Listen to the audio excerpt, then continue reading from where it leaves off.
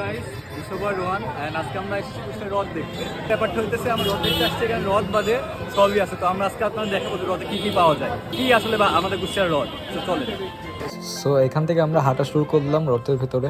হাঁটতে হাঁটতে অনেকগুলো দোকান ছিল আশেপাশে, বিশেষ করে খেলনার দোকান এবং অনেক দোকান ছিল যেখানে খই এবং সন্দেশ খুরমা অনেকগুলো ছিল। কিন্তু কুষ্টিয়ার হ্রদে অনেক মানুষজন ছিল। আজকে হাঁটতে হাঁটতে আমরা অনেক মানুষ দেখছি। অধিকাংশ দোকানেই খই এবং বাচ্চাদের জন্য খেলনা বিক্রি করা হচ্ছিল এবং এই জায়গায় অনেক সুন্দর গরম জিলাপি ভাবছিল, সবাই অনেকজন দাঁড়ায় দাঁড়ায় খাচ্ছিল সেটা।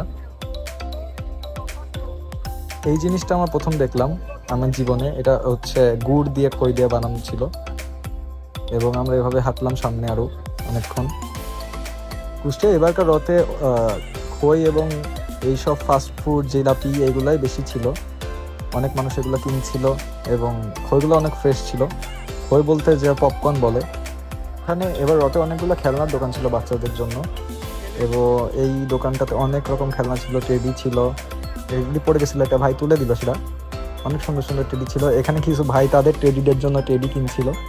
তারপর জিলাপি খাইতে পুরো মেলা ঘুরে আমরা সবচেয়ে রিলায়েবল জিনিস জিলাপি পাইলাম। আর সবার মতামতি অনুযায়ী আমরা জিলাপি বার্গেনিং করতে যাব।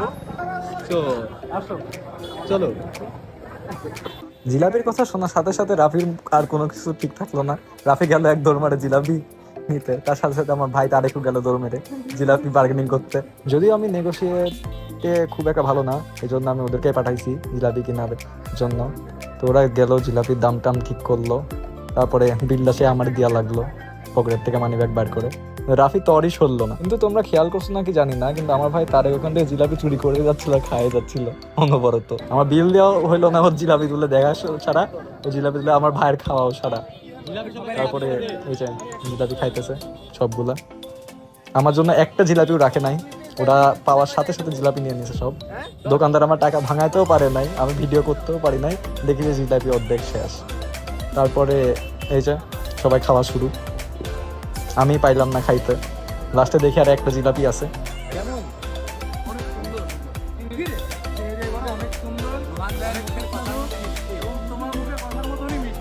কথাটা শুনে আমার মনে হলো আমি না খাওয়াইলে মনে হয় শালা জীবন আমার তারিফ করতো না। এরপর ইয়াসিনাকে বয়ান দিল, জিলাপির প্যাচ আর মেয়েদের মনের প্যাচ আসলে বোঝা খুবই মুশকিল। কথাটা শুনে মনে হলো শালা প্রেম করায় অনেকগুলো পিএইচডি করে রাখছে।